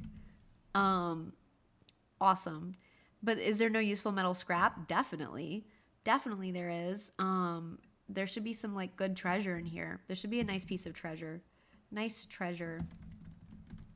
I'm just gonna note this down. Rust monsters will find and eat it in 1d4 rounds. So I think like one thing that we can do, dross is a great word as well. Dross room. That's a great word. I love it. Cultural. A cultural. Ingot room. Ooh, Adam. Have you seen that meme where the guy's like, Adam? I just felt like I did that just now on accident. An ingot room is a great idea. That can be a room where there's like really valuable treasure and maybe some like some ingots of some enough stuff that they could use the forge. So why don't we just like write that down as an idea? What would make a good, I'm just going to call it the dross room. What would make a good like ingot room? 8? That could be cool, right? Like this is like the treasure hoard here, like the ingot room. Because it's like secret, but if you find it, it suddenly gives you a bunch of really cool stuff you can make use of. Ingot room. Cool treasure. Ingots of superb metal to create things with the forge. Yeah. Lava room where? With crystals growing on the walls. Yeah. The rust monsters output ingots. That's the most polite way of describing what happens to the dross that a rust monster eats. I wonder what, I never thought about that. I really never thought about what happens when a rust monster finally has to use the bathroom. Is it like nails? Woo. Just knocked something over. Okay. Gray oozes that keep the hallways clean from metal scrap. Genius. I want to make it a wandering monster. So let's do like, okay, how bad again are gray oozes? I always have to, they're so variable that I always forget how bad I made them. Oozes, where are you? Gray ooze. Second level, non-magical metal that touches the ooze dissolves on a d6 roll of 1 to 3. Oh, are we being too mean? I forgot that. I feel like we're being too mean. We don't want to just make this like rustmonster.dungeon, you know? I like the idea because it makes sense, but I feel like the way I designed gray oozes is very similar to rust monsters. So we might not do that just because I don't want to be accused of being super mean and punitive. But I did like the idea. Okay. Oh, what kind of coffee do I drink? It just depends. Michael and Cameron, Michael works with me, and Cameron worked at the Gary Con booth and is a cartographer for Shadowdark. Both brought me really kind coffee bean bags. And I'll remember what they're called, but they're delicious. I actually usually make espresso, you guys. That's my weakness. If you can tolerate me going into this, I like making espresso drinks, and I will drink like drip style coffee when I'm short on time. So, okay, each entrance has an item that can deal with one type of monster. Maybe. How would we? Let me try to think an idea of that through. Sting brew. Black coffee. I usually drink it black, but I did put a little bit of like almond milk in this one just to give it a little, because unfortunately this is like a Keurig pod coffee, which is almost undrinkable. No, it's just not. It's not like fancy coffee, so I like to throw a little something in there to make it a little bit easier to drink. No judgment. I'll drink whatever. I'll drink the drink the machine coffee in a styrofoam cup if that's what it takes, you know? Doesn't matter. It's all coffee. All right. Okay. Oh, good. Richard is confirming that I don't have to necessarily not use the word slag if it's in the right context. Mercurial ooze and steam weird. Those are both great little things that just popped up. 2 great ideas. One from Pablo, one from Elliot. I think we should try to let's slap those down on the random table just because they're really cool. Mercurial ooze, and then the other one was steam weird. Weird. I like that. I think that steam weirds could be like possibly engaged with, like maybe they're sort of sprite like, you know. Is there, and we may have to assign them like an equivalent monster because we don't have room in this layout to design a new monster. So like, is there an equivalent monster that you all can think of that would describe or help us convey what a steam weird is? Like, would it be maybe like an imp but made of steam, for instance? You know, something we could sort of reskin. What do you all think? Yeah, break room coffee is always the best coffee. It doesn't matter what it's made of. If it's break room coffee, always the best. Yeah, steam methods. I don't believe Shadowdark Core. I don't believe I designed methods in like minor elementals or anything. Just didn't do it. Just didn't have the space. Why don't we call them?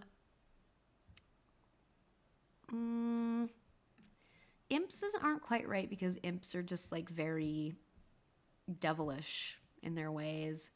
Goblins, maybe? Could they be modeled on like a goblin? Could they be modeled on a invisible stalker? They could be modeled on an air elemental, but the thing about air elementals is they're like super destructive in this in this setting, and so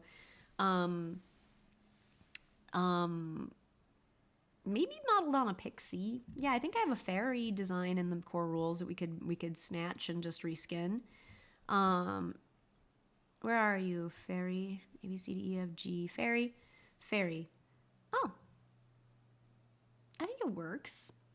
So a fairy is a level 1 creature. It has a needle attack with a poison that DC 12 Constitution check or fall into deep sleep for a D4 hours.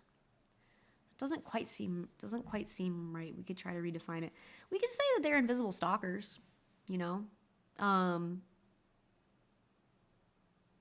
You know what we could do? We could just say that they're invisible stalkers, but because of the steamy nature of this place, like you can see them in the steam. Yeah, so that would actually be kind of cool because that's a really creative way, you know, to use a monster in a manner that isn't normally seen. You know, I think it's fun to present a monster in an unusual way. So, something that's bringing the sisters of rare metals for the forge. And yeah, I feel like, you know, the thing about invisible stalkers that might also work with this is that they're sort of protectors. They're like assigned a thing they must do. And invisible stalkers in Shadowdark are actually, there is like a they have a talent called Bound, and it says a secret mundane contingency such as the touch of a feather ends the invisible stalker's magical servitude. That could be a really fun puzzle for this dungeon. Like we could decide what that is particular to this dungeon and try to write it in. So we can say we might want to just say an invisible stalker because they're kind of, or we would just say 2 patrolling invisible stalkers wreathed in steam.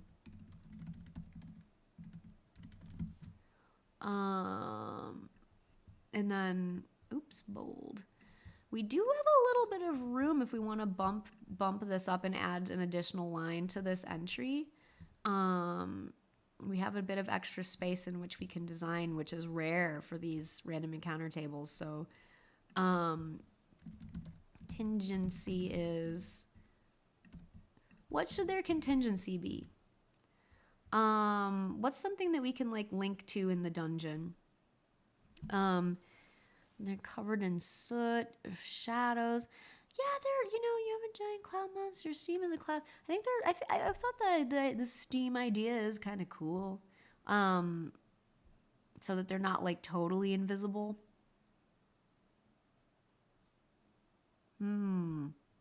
Although, I guess it's more of a flavor thing than it is um, we could still call them Steam weirds. Two patrolling Steam weirds.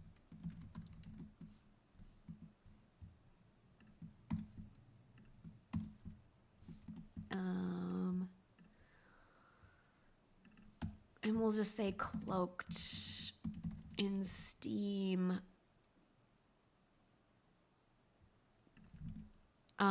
Just to give us some room to write. Yeah, like, is there something in the dungeon that we could plant that is like an object that if you touch to them would like release them from their servitude and basically end the encounter? That would be kind of cool. What would be something that you would find in this dungeon that could be like a hit that would hint at its ability to dispel these invisible stalkers? We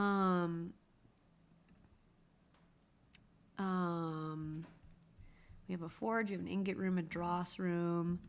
And we want to make sure that whatever it is kind of like hints at its own nature. A bellows? A bellows. That's interesting. A bellows. Yeah. Oh, we might not even have to define the contingency in here because we could just plant this as a magic item in a room. That's a great idea, the bellows. Why don't we say that do we plant it in the dross room? Is that like the cool treasure? Bellows. And we'll say like, dispel, releases servitude of Steam.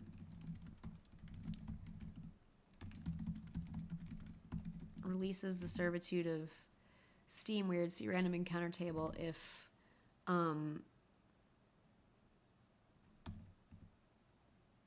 how do we word this? Because we're like, if puffed at.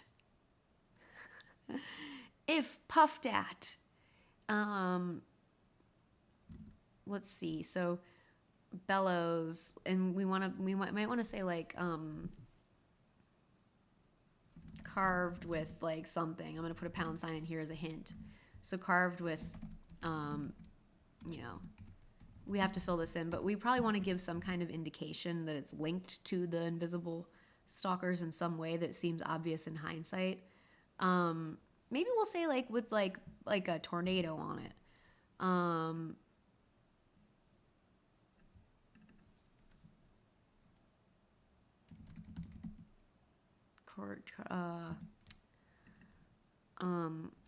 Carved isn't the right word either. Engraved with a tornado icon. Releases the servitude of Steam weirds if air is blown at them.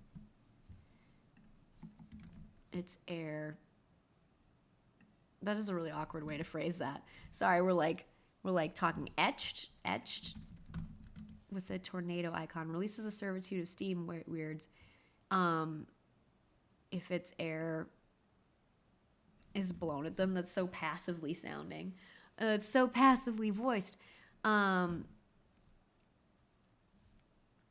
Blowing, here, let's put this in the active voice. Blowing its air at Steam weirds releases their servitude.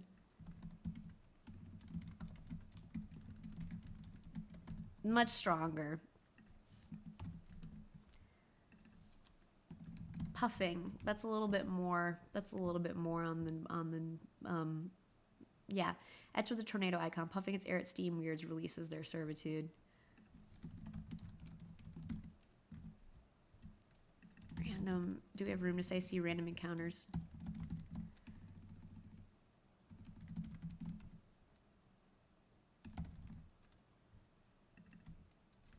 Ends their servitude. Etched with the tornado icon. Puffing its air at Steam weirds. Random encounters. Ends their servitude. I hate it when one... I can't stand writing something in layout when there's like one line on the final Like this is like a hanging line with just one word. Puffing its air at steam weird sea. Random encounters releases their servitude. We might have to work on that if we need to cut this line for space, but for now it works. Okay. Puffing at it. Okay. So let's try to think of, let's at least try to, because I don't want this stream to go so long that we like lose our minds for several hours or anything. I want to make sure we at least get like an outline of everything else in this room and sort of figure out like the main components, the main important parts, in case I need to finish designing this after the fact, which will most certainly probably be likely. Okay. So let's think of other rooms that we might want to leverage here. We'll come back to Mercurial Ooze. We'll come up with what that might be. But we have Dross Room, Ingot Room, the Forge. Is the Forge where the sisters are located? What do you all think? Is it? Or is there maybe one sister in there and the others are elsewhere? Did I remove the rust monsters from room 6? Oh, I hope not. Did I? Nope, but I will write a description for them that's a little bit more than this.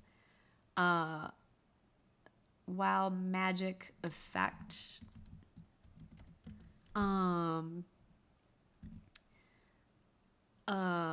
are the sisters? 1. So good direction, thanks, but a forge needs a huge fire source. Okay, so we'll say forge, so we're gonna say it has a huge fire source. That's going on. Huge how? Like, is it lava? Is it like a big bonfire type? Is it like a blue flame gas? What do we think will be the source of heat for the forge? What do you all think? I did see Alchemic Raker wanted lava, and I can't fault him for wanting lava. Should we say it's lava? Lava's a great so we'll say huge pool of lava. It's a very scary thing to confront lava. Should it be weird lava, like blue lava or something weird? I don't know. Lava's lava. Pizza the Hut. Is that Bill who said that? Fire vent. Core of the planet. Yes. That's actually really cool. I love that. You're just like, core of the planet. Eldritch lava. Maybe the lava's magical. That's kind of cool. I mean, it would make sense. It's around, like, it's been pooling around, like, the forge of creation. So let's say huge pool of Eldritch. Eldritch. Does it have a T? Yes. Wow. InDesign thinks that word doesn't exist. Yeah, weird lava. So let's define some things about the lava. Full of molten souls. Should it be full of molten souls? Black lava. Ooh, black lava would be cool. Like, how is it black and glowing at the same time? Is it glowing? Is it light absorbing lava? That's so evil. That's so evil feeling. It's cool, but evil. But the Forge of Creation, is it an evil object? I don't know. I don't want to make the room feel too evil because it feels like it's like it doesn't work with the nature of the Forge, which is like so the Forge feels more neutral to me, more neutral. So it's like void lava, void lava. Oh, that's a really cool idea, void lava. Let's call it void lava, because full of, maybe it's like a sea of lava that looks like cosmic stars on a galaxy, like on a black field that sparkles with, you know, like it'd be cool if it was like churning like hot lava, but like when you looked in it, it looked like a black ocean with like stars in it. Like, that'd be kind of cool, right? Would it be? I think it'd be cool. Vanta Black absorbing all the light. Ooh, yeah, have it attack the light. It attacks the light. So we could say like 1 minute is actually 10 minutes off torch timers because it's absorbing the light. That'd be cool, right? Does that work? Yeah, it's like the players are like, why is our like lights or well that'd be hard for the game master to track. Why don't we just say that it cuts all light sources in half of their remaining duration? Because the game master is gonna really struggle to be like 1 minute has gone by, knock 10 off. Or like why how about we say it knocks all light timers down to 10 minutes if they're higher than that. How about that? Knocks all, reduces all light timers to 10 min. Yeah, so like if they're like, they light another torch, they're like, oh no, it's only gonna last 10 minutes. Again. So it's like light absorbing. Light absorbing. Yeah, and we'll keep all, you know what, we'll keep all of this sort of to notes because the last thing I think people want to see me do is like fuss with the exact wording of a sentence. So we'll keep this all to notes. Yeah, like a black hole. Yeah. The forge is the heart of a dying star. It's legit trying to stay alive. That's cool. Yeah, like that's cool. It's like a black hole forge. Oh, we should call it the black hole forge. The black hole forge. But are we changing the name of it? Well, the first forge, the black hole, it can still be the first forge. We're just also calling it like the black hole forge. It actually does something. Torch is noticeably dim. Yeah, exactly. Okay.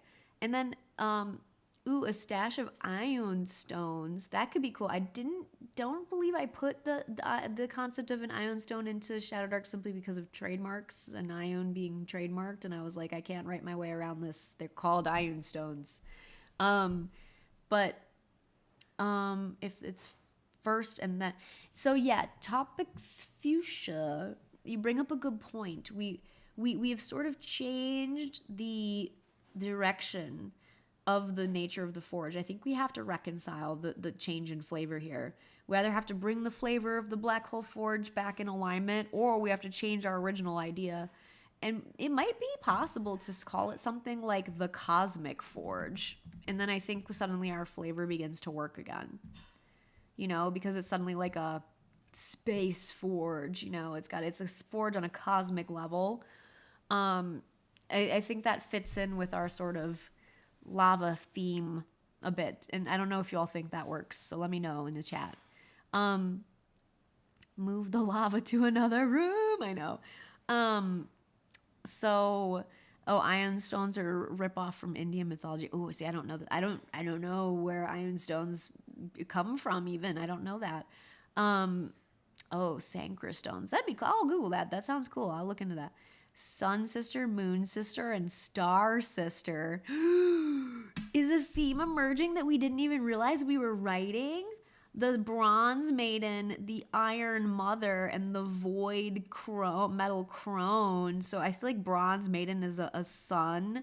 The iron mother, would that work as a moon? Or do we need to change the metal type to make it suit a moon better?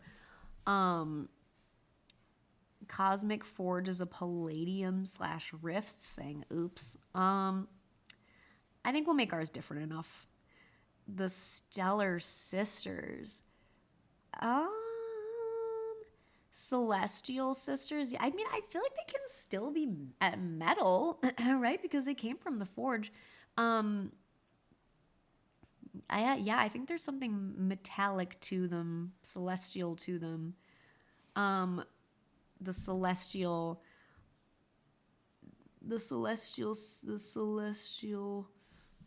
Yeah. Beings guard the forge of creation.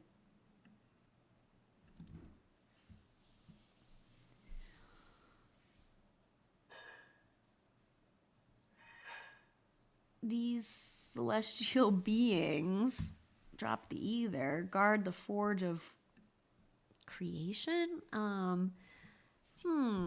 metallic sisters, maiden, mother, and crone. It sounds more like a family too, rather than sisters, but I think it still works because the Fates were kind of called sisters, even though they depicted like what could have actually been like a family, right?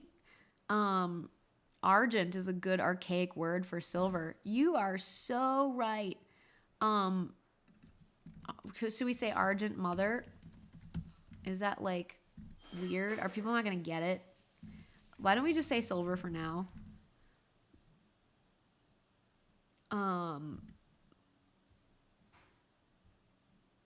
Celestial automatons. Yeah, they appear in metallic. That's the riddle. Discovering their true nature, they're called twisted sisters and burst into song when you see them. I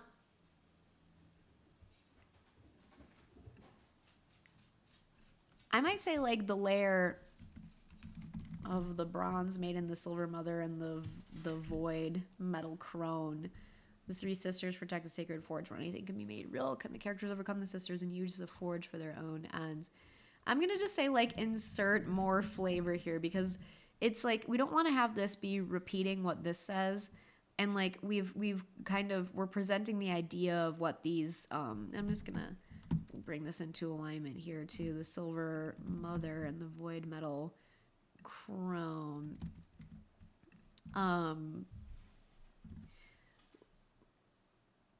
The silver crone. Is void metal like too like not right? Because it's like bronze and silver are very like, oh, I know what that is, and then void metal, it's like I don't know what that is.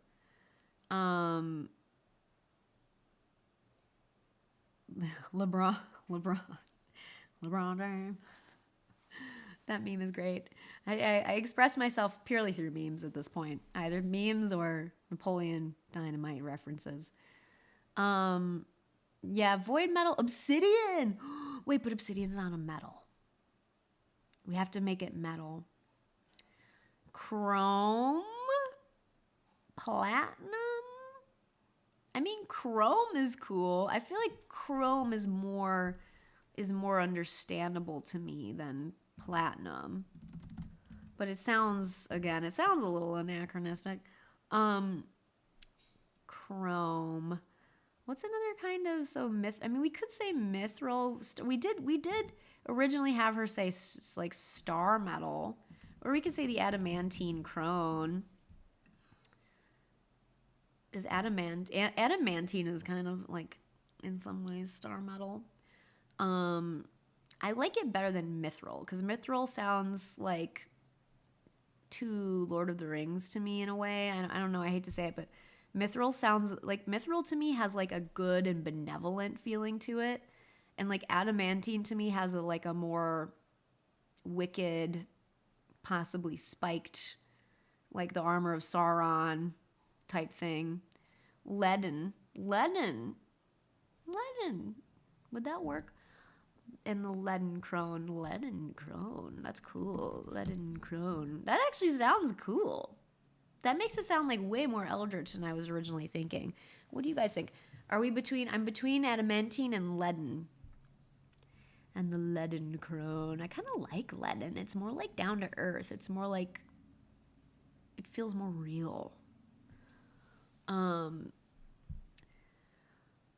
Electrum. The struggle I have with electrum is that adamantine, mercury, leaden. I think leaden is cool. I think people are agreeing. The chat's catching up to what I've been saying. Is the leaden crone poisonous? I bet. Well, I bet she absorbs magic too. I bet like just the nature of lead in D&D's history is that it's like it blocks or absorbs magic. So I feel like she should absorb magic. I feel like, why don't we identify real quick, why don't we attempt to at least take some notes about where each one is? Because I think we're going to try to design for about another like 20 to 25 minutes so that we can get all of our ideas out, and then I can like make this into the final form for all of us based on our ideas. Right, Alchemic Raker is asking something that we kind of circled away from is, are the Metallic Sisters actually each in one of the rooms? And like, maybe, yeah, right? Do you think they should each kind of be their own encounter? Because like I feel like in the Forge, this is just me, but I think that like the Leaden Crone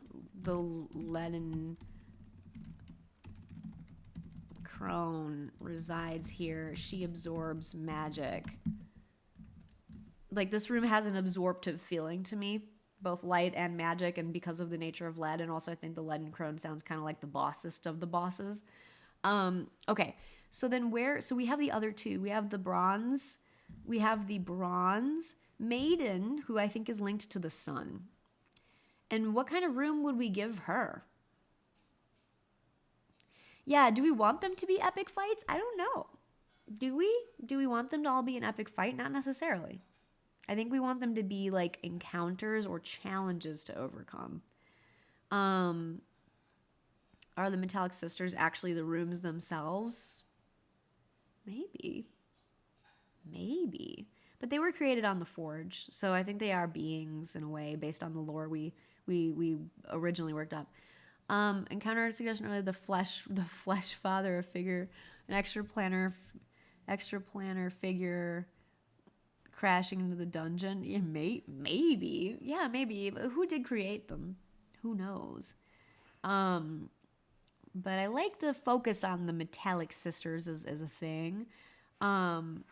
So they should all be in the Forge room. We could do that. I mean, I do think we could put them all in the Forge room. Why not? Because here's the other thing. 7th level characters are actually really strong. And having a solo fight against anything when you're talking about a group of high level characters is going to be kind of a letdown unless it's something insane, insanely punching above its weight. So I feel like we should have the 3 sisters encountered together, and then each is sort of given its own special ability that it reflects its cosmic tendency. The sisters, so we'll say the sisters reside here. Leaden Crone absorbs magic.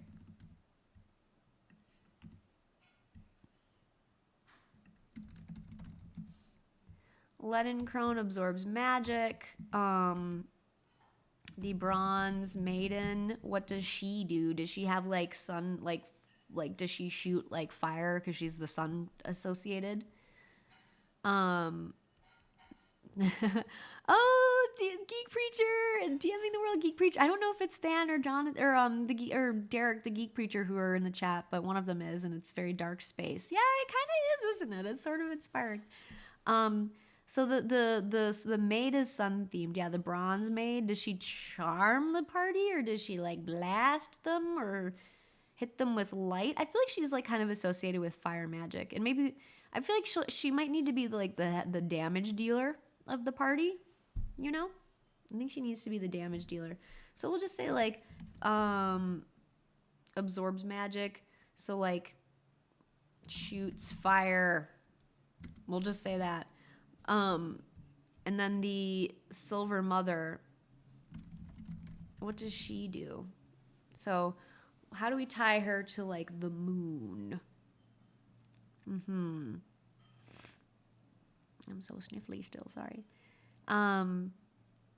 Controls lava. Oh yeah, you're right. So Cannonball Publishing. Is it a double A as in ball, or is it just that's cool. So sisters are intelligent. So I do want to note that bronze shoots fire / controls lava, and the Silver Mother reflecting magic. I feel like it could work, except that we're definitely targeting the spellcaster a lot with the both absorbed magics and reflects magic. So maybe we want to try to come at a different angle here. So we have a damage dealer, we have a canceller. What are we lacking? Are we lacking a buffer? The buff, is she this? Is the moon the buff one who's aiding her sisters or trying to debuff the characters? The mother definitely heals, right? Right, Snicks, you're so right. I feel like the mother's just the nature of her name and even being made of silver and like aligned with the moon. I feel like she's the buff slash debuff person. So, buffs, debuffs, buffs allies, debuffs enemies, enemies. Leadencrone absorbs magic. Is that all she does? And does mind control. I saw someone say that. I feel like to the crone, for some reason, because mind control is associated with dark magic, I feel like the crone is the one who's like sort of the dark magic one. Yeah. So we've got that. Okay. We can always come back to this too, but bye, Scott. Thanks for joining us. All right.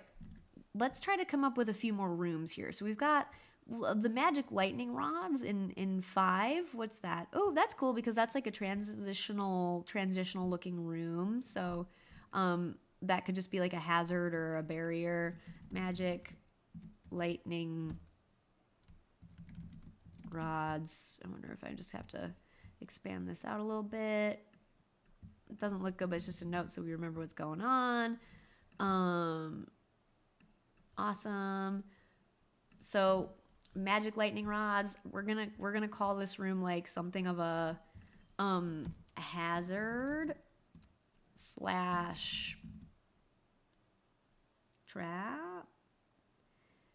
Like, how can we make it not a don't touch room? Like, what would be the value of engaging with what's in this magic lightning rods room? Maybe the magic lightning rods room is like dangerous, but it also like if you like you can charge up a weapon and it becomes a magical weapon or something, or increases its magical bonus. Hazard puzzle. So we'll say like dangerous, but you can charge up a magic weapon or a weapon. You can let's say you can temporarily make a magic weapon. Increase its magical bonus.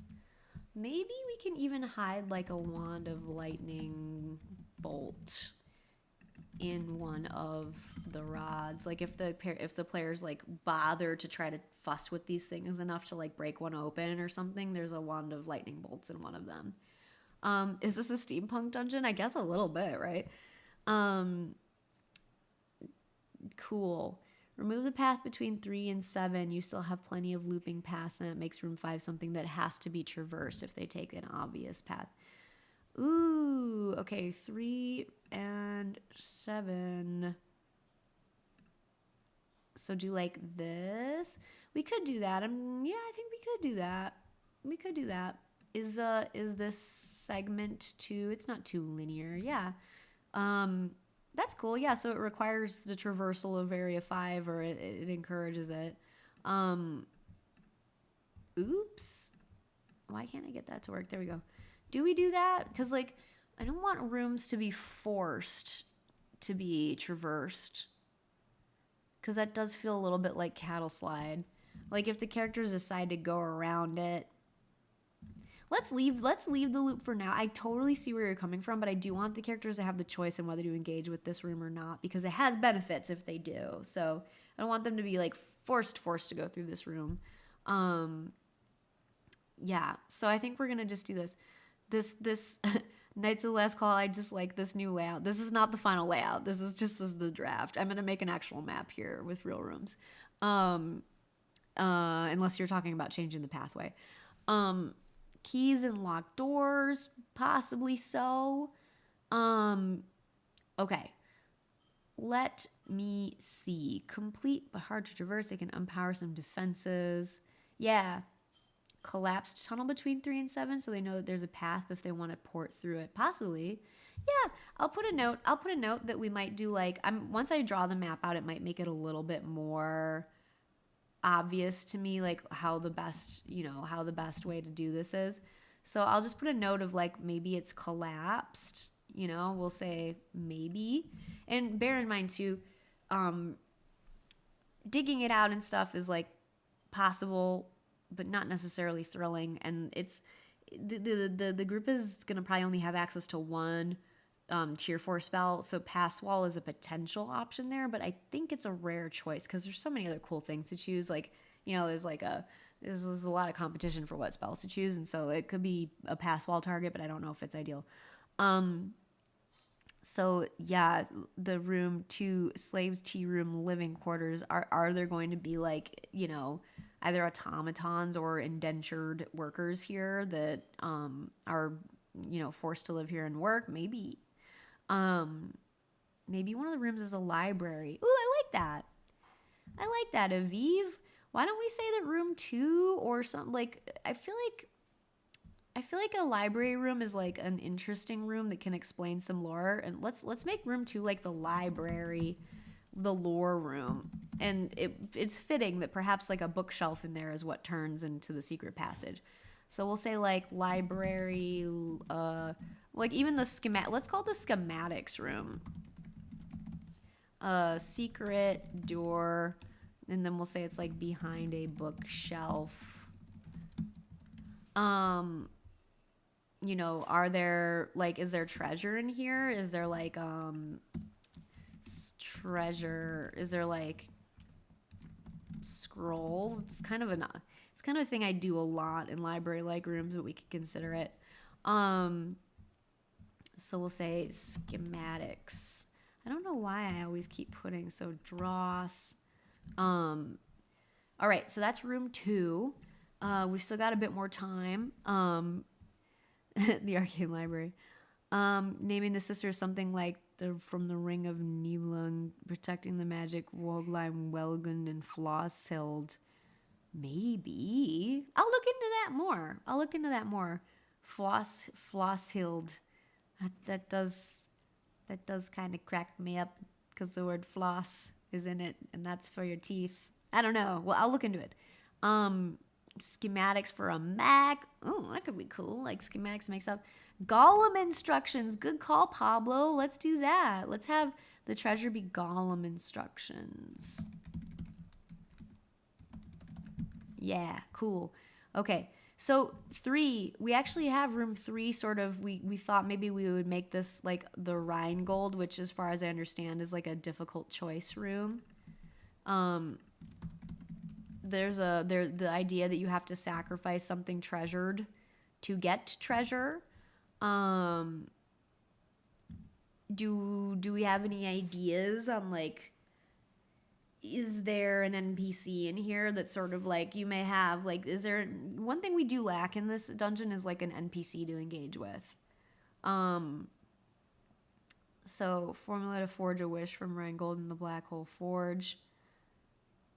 Is Rheingold like actual gold? Is that the lore of it? Because I'm not super familiar. Tome of Transmutation. And I like the concept of Rheingold, that you have to sacrifice something important to gain something. You have to sacrifice something you treasure. Maybe it's like maybe the concept of Rheingold is what this room is about. Like it's about, maybe there's an NPC here who will like transform people in some way, like some permanent way where they have to surrender something about themselves to gain something else, Yeah.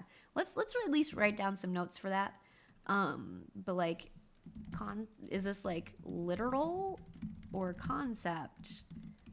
And we'll say that maybe an NPC that can transmute things. Yes, actual gold used to make a ring. Oh, that's the history of it. Yeah, maybe we make an NPC who's named Rheingold as reference to it. Yeah. Named... Is that how it's spelled with an H? We'll see. An automaton. An automaton / sorcerer / mystic. That's the vibes I get from him.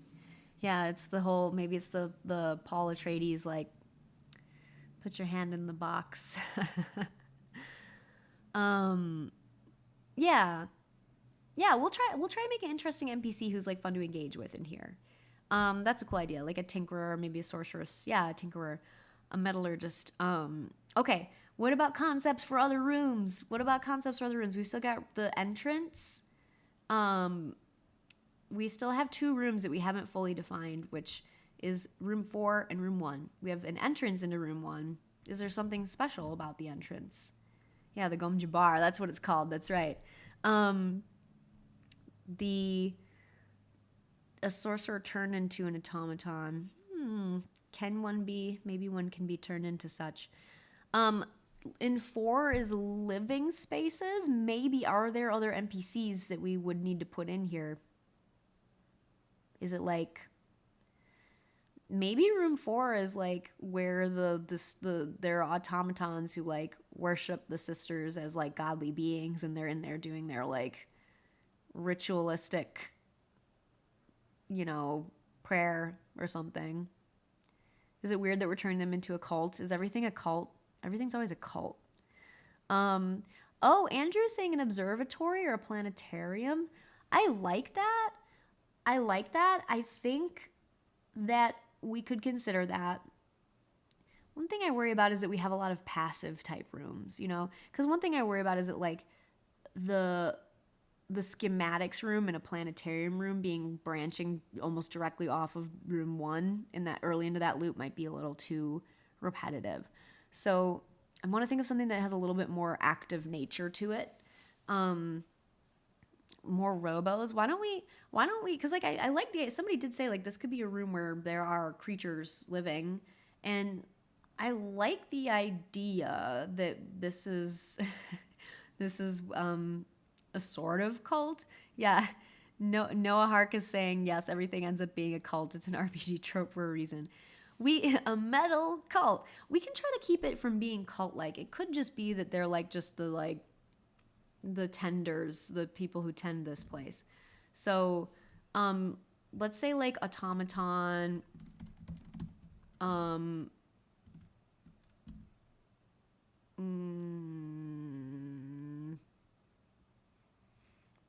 yeah, it does need an observatory.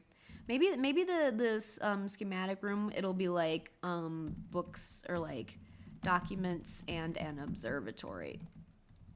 I think there needs to be like a science room. That's like the science room. Where were we? The automaton like NPC. I'm just gonna call them NPCs. And what is their purpose? So they tend to the facility, and then they kind of worship the sisters. They're definitely not a cult. Not a cult. Oracles. Snicks, great idea. Automaton oracles. I like that. They're sort of like, yeah, that has a very like a star like link to it. I like that. Oracles. Magic Roombas. Oh no, is there a magic Roomba in here? Should the entrance be the magic Roomba zone? Like you try to walk through it and they're like, and they're like, why is it called the Metallic Sisters if there's no reference to them in the dungeon? Well, they're in room 7. They're in room 7. And I'm sure, for instance, in the schematic room, there could be some lore about the sisters. Maybe they're like the first automatons, or is that the correct thing to call them? Automatons, the first automatons, like, oh,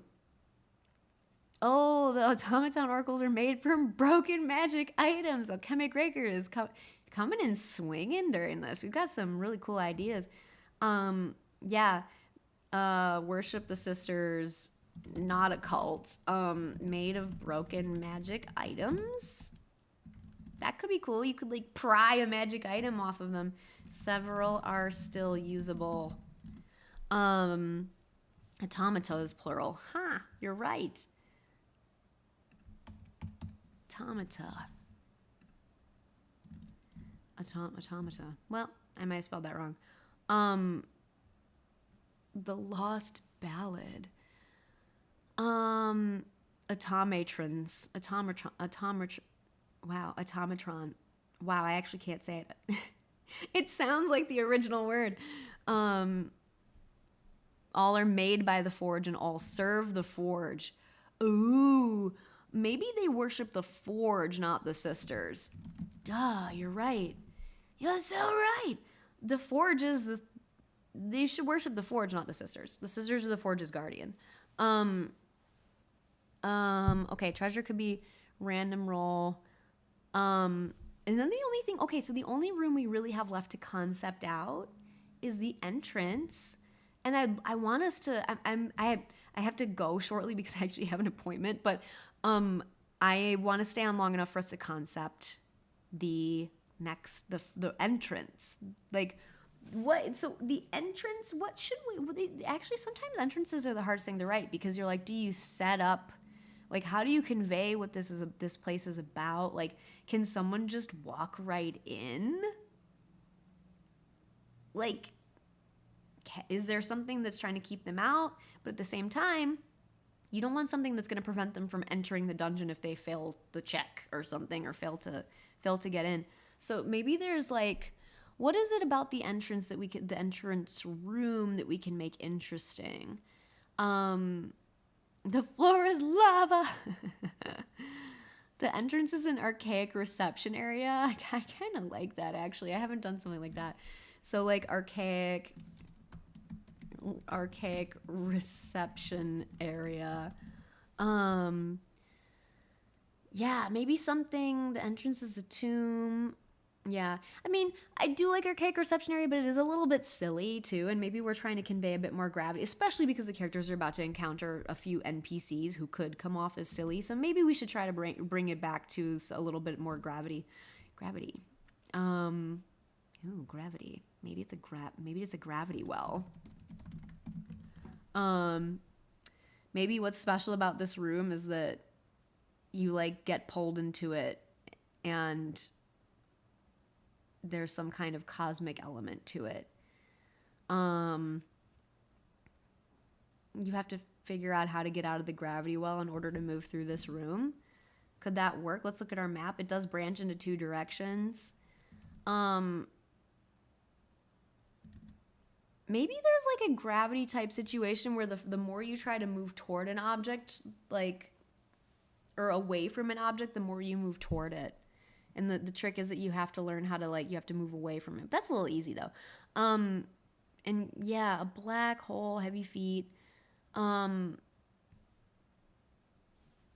golem, like a guardian golem. Maybe there does need to be a guardian golem, because the beginning of the dungeon doesn't really, like rooms 1 through 5 don't have any potentially hostile creatures except for a combat. Yeah. Oh, Dietate said time slows. Maybe this is like the slow motion room where there's like a golem in here that also somehow can move in normal time. But that's not fun for the players to get restricted in their actions. It's cool in concept, but it makes players frustrated. Yeah, Zach's saying a guardian golem with gravity powers. That could just be what we need. Yeah, so we could say like entrance golem or like guardian golem with gravity powers. That's cool. That's cool.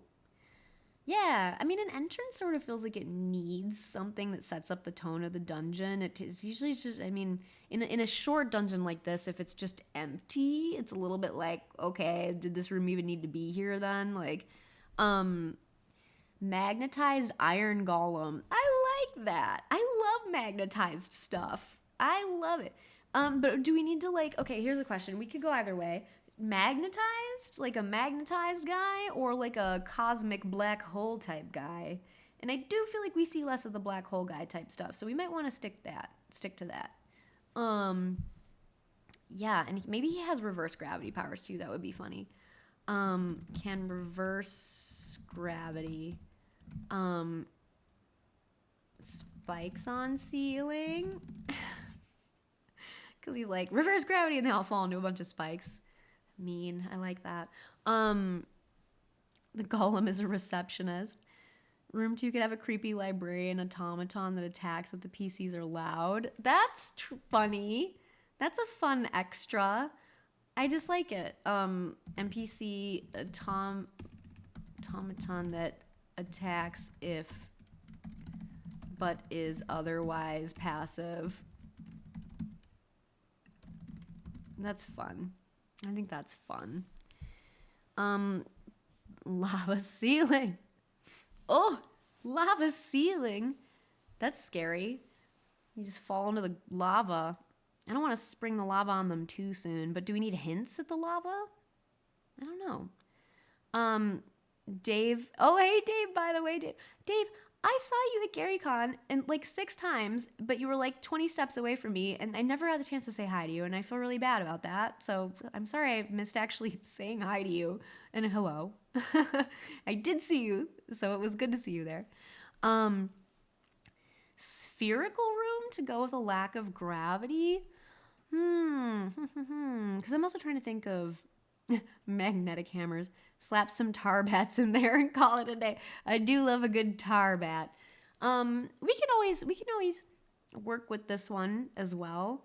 Like lava veins on the walls. Lava on the walls. It can do spiked ceiling and reverse gravity is kind of classic. But then it's like, does the golem also fall? The room could start with the floor and the ceiling is the floor. So yeah, spikes on the walls, gravity hammer. I feel like if he hits someone, here's what it could be.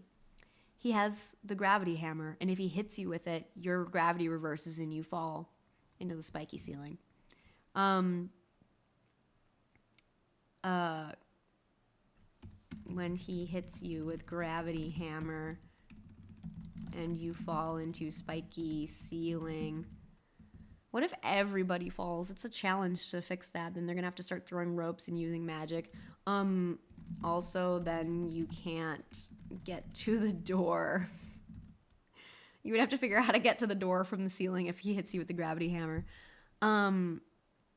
So I think that's fun. I think this is cool. So there is a hammer. I mean, are we gonna call it a hammer? We've been breaking the rules a lot with hammers. It could be a gravity war hammer. There are war hammers. I don't know if it can be an actual hammer, because there's only there's only one hammer, and it only appears by willing itself into being. You know, it almost is out of the control even of the game master.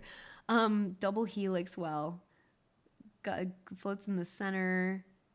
I would have to look that up. Ew, it sounds really cool, but is it like, can I convey it in the short amount of space that we'll have available? Who knows?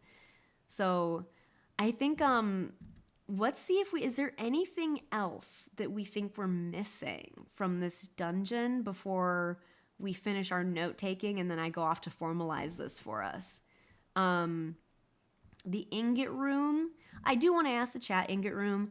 I still have a few minutes that I can stay. The ingot room, is it just ingots, or like, because of course these can be used on the forge. Like, how much stuff is it, and what's like, is it enough gold ingots, for instance, to like create a humanoid object? Do we need to specify? I think we need to specify how much it is, because we're assuming that the players are gonna like use this on the forge to their own ends. So the vault of ingots, like the ingots are like something you can use to power the forge. So yeah, like this is probably the big XP drop. So we'll say like the big XP drop, enough ingots to make. My little dog just snorted too. Enough, because I feel like the forge. I feel like what's gonna happen here is like the way that the forge works. There's gonna be ingots. The players are gonna get the ingots, and then they're gonna be like, I want to make something on the forge. They can make one thing. So we have to define like the size of the thing that they can make. And you know, I think that a lot of characters are going to be like, well, I want to make myself a suit of armor. And one guy will be like, well, I want to make myself a great sword. And then like the wizard will be like, well, I want to make myself an automaton shield guardian. So I think they're going to have to kind of come to terms with what they want to do because they can only use the forge once. And maybe they won't use the forge at all and they'll just run with the ingots. So I want to say like to make a human-sized object, to make up to a human-sized object. And this will be interesting. I might put a little advice in here for adjudicating because the game master, like the way that we have the forge defined, it's like you can make you can make an object that does anything. And we might need to like further define what we mean by anything. Like someone can't be like, I make a human-sized person that can grant me any number of wishes that I want. You know, like we'll have to put some parameters in here. So maybe I'll put a cross-reference and I'll say like C, you know, I'll say like C area, what's it? Area 8 for details, area 8. Wow. You know, we'll want to define some further parameters. And that's, I think we have our concept. I think we have all of our rooms concepted. We have a good map that runs us through here that I'll try to create some interest for, maybe some changing in elevation as we go throughout it. It is all on the same floor.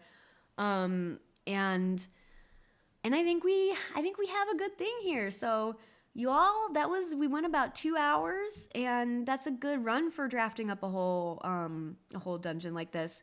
I will complete it and make it a real actual dungeon, which I'm going to share with everybody. And then I believe our intention was also to print this in the pack of mini dungeons that is one of the rewards for the Kickstarter.